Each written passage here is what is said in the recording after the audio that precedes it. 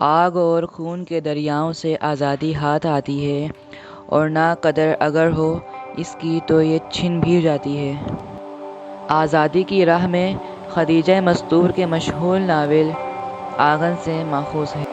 خدیجہ کے اس ناول نے بڑی شہرت پائی اور آدم جی کا بھی ادبی انعام حاصل کیا۔ یہ ایک متوسط گھرانے کی کہانی ہے جہاں آزادی ہے اور آزادی کے چرچے ہیں۔ پاکستان ابھی بنا نہیں تھا، لیکن آزادی کے نعروں سے سارا ہندوستان گونج رہا تھا۔ اس کے ساتھ ساتھ اس دور کے معاشی اور معاشرتی مسائل کی اہمیت بھی اپنی جگہ تھی۔ خدیجہ نے آزادی کے ساتھ ساتھ ان مسائل کو بھی موضوع بنایا ہے۔ سبق کے حوالے سے سب سے پہلا کردار ابا کا سامنے آتا ہے۔ ابا جو انگریز حکومت کے ماتحت تھے، لیکن آزادی کے دلدادہ بھی تھے۔ فوراً بعد جو کردار سامنے آتا ہے وہ ابا کے کردار کے بالکل الٹ ہے۔ یہ کردار اماں کا ہے۔ اماں اپنے بھائی سے بہت محبت کرتی تھیں، اور بھائی انگریزوں کو اس قدر چاہتے تھے کہ انہوں نے شادی بھی انگریز عورت سے کی۔ یہی وجہ ہے کہ گھر آنگن میں جب بھی ابا انگریزوں سے نفرت کا اظہار کرتے تو اماں کاٹ ڈار جملوں اور طنز کے تیروں سے اپنے شوہر پر حملہ کرنے سے بھی باز نہ آتی۔ اس کشمکش کی وجہ سے گھر کی فضا میں ایک عجیب طرح کا تناؤ پیدا ہو گیا۔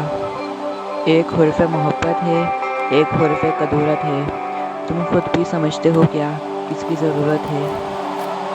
بقول مصنفہ نتیجہ یہ ہوا کہ ابا گھر سے دور ہوتے جا رہے تھے اور اماں اپنے حال میں مست تھیں۔ کہانی کا تیسرا کردار عالیہ ہے، جو گھر کی اس فضا کو بالکل اچھا نہیں سمجھتی تھی۔ اس کی ہمدردیاں ابا کے ساتھ تھیں، اور ابا بھی اماں کے رویے سے دور ہوتے ہوئے اکثر اپنی بات بیٹی سے کہہ دیتے تھے۔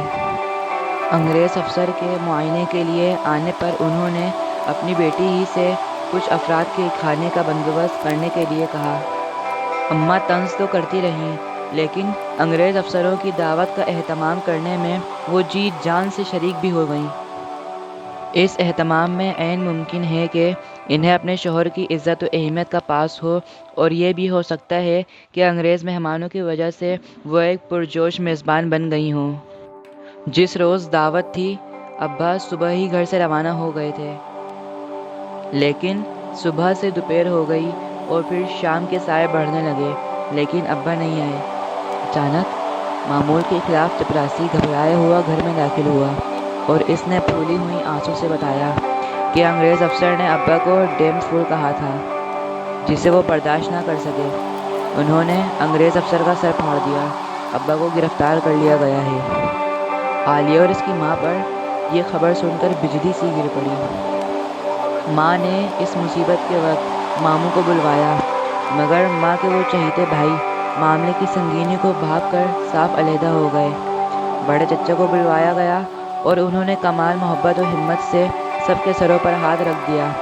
وہ عالیہ اور اس کی ماں کو اپنے گھر لے گئے۔ وہ انگریز اقتدار سے ذرا خوف زدہ بھی نہیں تھے، بلکہ کھلے خزانے انگریزوں کو گالیاں دے رہے تھے۔ بڑے چچا جب ان کو لے کر جا رہے تھے تو اسکول کی انگریز نگراں تیزی کے ساتھ تانگے کے قریب آئی۔ اس نے عالیہ کو بڑے محبت بھرے انداز میں تسلی دی۔ غیر مانوس جگہ پر عالیہ کو نیند نہیں آ رہی تھی۔ دھیان بار بار اپنے ابا کی طرف جا رہا تھا کہ جانے وہ کیسے ہوں گے اور کس حال میں ہوں گے۔ سبق کا مجموعی تاثر جذبۂ آزادی کے احساس کا پتہ دیتا ہے، مگر اس دور کے معاشی اور معاشرتی حالات بھی سامنے آتے ہیں کہ ابا انگریزوں سے نفرت کرتے تھے، مگر نوکری کرنا ان کی مجبوری تھی۔ اس کے علاوہ یہ بھی کہ اسکول کی نگراں اور ماموں کا رویہ یہ بتاتا تھا کہ کبھی غیروں میں اپنائیت آ جاتی ہے اور کبھی اپنے بھی وقت پر آنکھیں پھیر لیتے ہیں۔ مگر سب سے بڑا سبق یہی ہے کہ آزادی کی راہ میں کیسی کیسی قربانیاں دینی پڑتی ہیں۔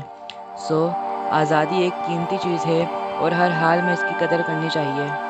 موج بڑھے یا آندھی آئے، دیا جلائے رکھنا، گھر کی خاطر سو دکھ جھیلیں، گھر تو آخر اپنا ہے۔